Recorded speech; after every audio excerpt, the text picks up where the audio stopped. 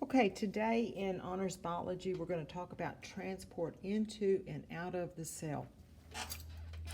So how a particular molecule crosses the membrane depends upon the molecule size, its polarity, and the concentration of that molecule inside versus the outside of the cell. In general, small nonpolar molecules will easily pass through the cell membrane. Small polar molecules are transported via proteins, and large molecules will move in and out by vesicles. Before we get started, we need to define a term, concentration gradients. Concentration gradient is a difference in the concentration of a substance inside the cell compared to the outside. Now, there are two main types of processes that move things into and out of the cell. Either they're passive or they're active. If they are passive, that means the cell is not required to use energy to move them. If they're active, it will be required to use energy. So we're going to talk about passive first. So passive processes, move substances down their concentration gradient. Some people will say with their concentration gradient. So the first passive process is diffusion. Diffusion moves molecules from an area of greater concentration to an area of lesser concentration, and in an attempt to reach dynamic equilibrium. So dynamic equilibrium just means things are moving in and out but at an equal rate. Small molecules such as oxygen, CO2, and carbon dioxide, can diffuse directly across the plasma membrane. Ions or polar molecules will not diffuse directly because the nonpolar fatty acid tail of the cell membrane or plasma membrane will repel them. An example of diffusion that you commonly experience is if you burn a candle. That candle is very concentrated. The molecules that carry the particular odor associated with that candle will diffuse into your room. Facilitated diffusion is also a type of diffusion, so it's going to move molecules from greater to lesser, but these molecules are too large to go through the phospholipid bilayer, so they must enter via a protein. So this moves molecules from a greater concentration to a lesser concentration, but has to have a transport or carrier protein to help the molecule go across because the molecule size is too large or it has a charge. The carrier molecules that transport these molecules that are in the cell are very specific. So for instance, a glucose carrier will only transport glucose. It will not transport amino acids. So, and this is how sugars and amino acids will move into your cell via a carrier protein. Ion channels, certain transport proteins will have a polar interior that will allow specific ions such as the sodium ion or the potassium ion to move into or out of the cell. Our last type of passive process is called osmosis. So osmosis can be defined two ways. The first one is it is the diffusion of water molecules across a selectively permeable membrane. So diffusion, when you say diffusion, you're indicating they're going from greater to lesser. So you can extend that definition to say the movement of water from an area of greater concentration to an area of lesser concentration across a plasma membrane or a selectively permeable membrane. So what we're going to do is we're going to talk about the effects of osmosis on plant cells, and then we're going to talk about the effects of osmosis on animal cells, and so we're going to draw, okay? So keep in mind that plant cells have a cell wall for protection, and they have a vacuole that will increase or decrease in size due to the amount of water. So if you will take your sheet and draw you 3 plant cells, mine are not going to be very tidy. So here's my first plant cell. I'm going to put a cell membrane around, a cell wall. You can make yours tidier than mine. Okay, so that's the cell wall. And just inside the cell wall is the plasma membrane. So I'm going to butt it up right next to it. Mine's in purple. You can do yours in whatever color you want. Okay. So the purple is the plasma membrane. So I'm just going to put PM. Okay. Okay, in a typical cell or in a plant cell, there is a vacuole in the center that holds water. And in any cell, you have about a 0.9% solute or salt concentration, and therefore you have 99.1% water. We're going to take and put this first cell in what is called an isotonic solution.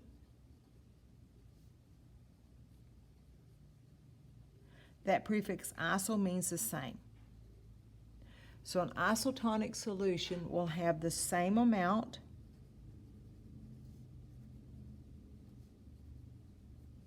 of solute outside the cell, or you can say inside the solution, whatever you want to say, outside the cell as compared to inside. Okay? So if this is an isotonic solution, if we have 0.9% solute in the cell, that means we have to have 0.9% outside because it's the same. So therefore we have 99.1% water. So since we have the same amount of water either place, we're going to draw arrows to represent water. Water will move in and out at the same rate. So the arrows will represent water movement. Okay? So water's moving in, water's moving out at the same rate. This plant its vacuum will stay its normal cell size. So next we'll put it in a hypertonic solution. And so let's talk about this first and then we'll draw our cell. Hyper means greater than. So in a hypertonic solution, that means there is more solute outside the cell, or if you want to say in the solution, that's fine, compared to the inside.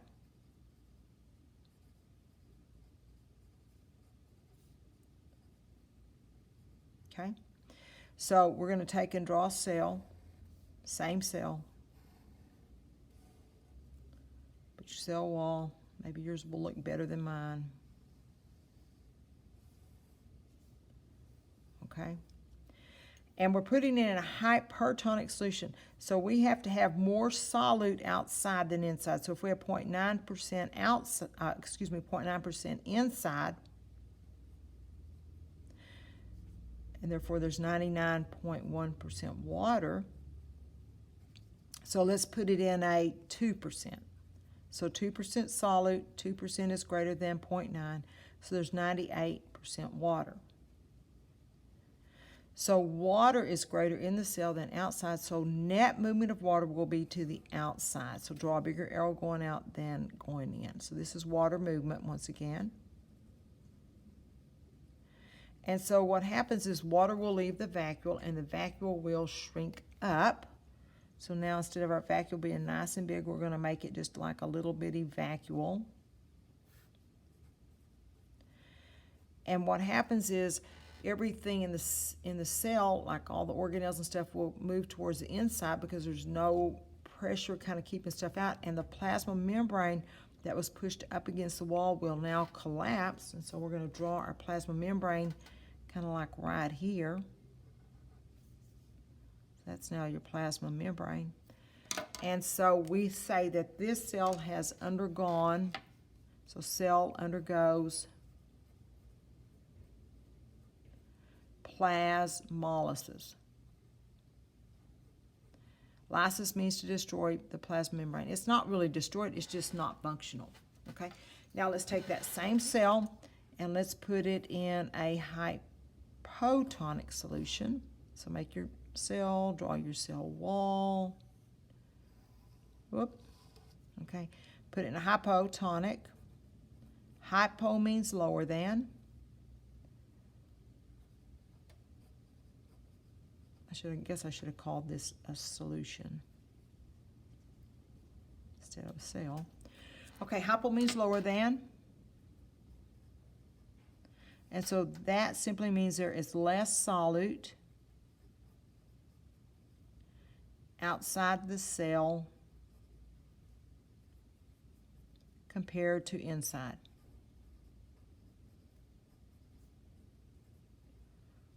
Okay, so we know inside has 0.9, as it has in all these instances, solute. Therefore, there's 99.1% water. So we're going to put it in a solute lower out here than 0.9. So let's just say 0.2.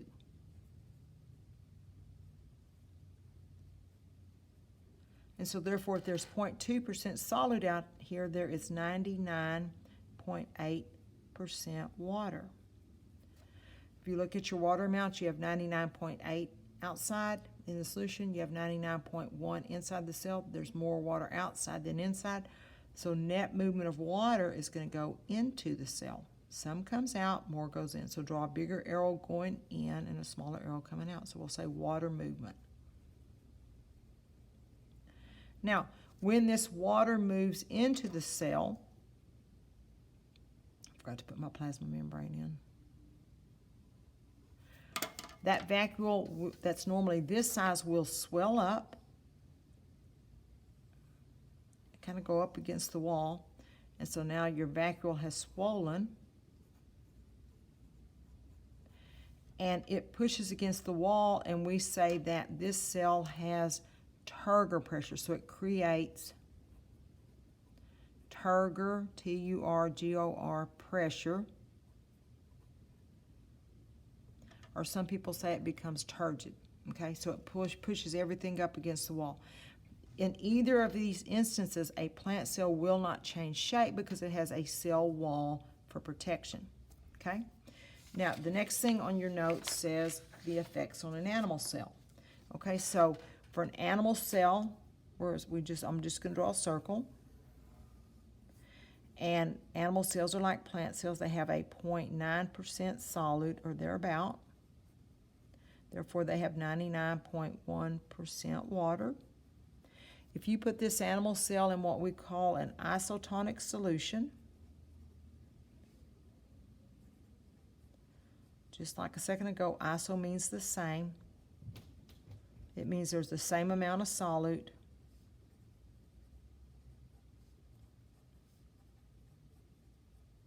In the solution compared to the inside. And you can shorten some of this. Okay, so if it's the same amount, that means there's 0.9% out here. So therefore, there's 99.1% water. So water is equal concentration on either side, so diffusion will occur, dynamic equilibrium is established, so you get equal amounts of water moving in and out. So I guess it would not be correct to say diffusion is occurring. So we'll say water movement. So this is what a normal cell would need. So like if you go to the hospital and you have an IV, it should be isotonic to your what your cells are used to. Now let's take this same cell and let's put it in a hypertonic, which is what we did on the plant, okay? So in a hypertonic solution, once again, hyper means greater than, so there's more solute outside cell compared to inside.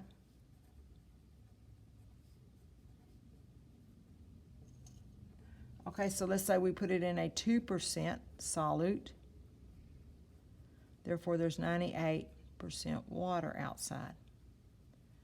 So you're going to have more water inside. It's 99.1. It's going to flow out, and this cell is going to kind of shrink up. So more water is going to leave the cell than enters it.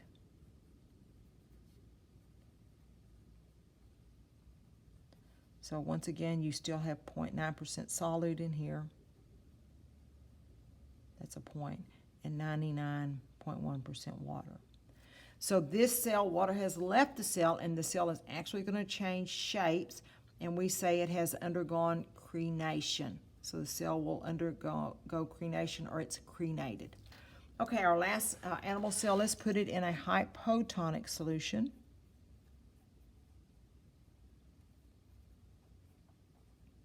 And once again, hypo means lower than, so you have less solute outside cell compared to inside. Okay. So a second ago we used point, so let's use 0.2 again. So 0.2% solute. So therefore there's 99.8% water. Okay. Our cell had 99.1% water and then 9% solute. So there's going to be more water outside than inside, and so water is going to go into the cell, and the cell is going to swell up. So we're going to say water's moving in, more water's moving in than coming out.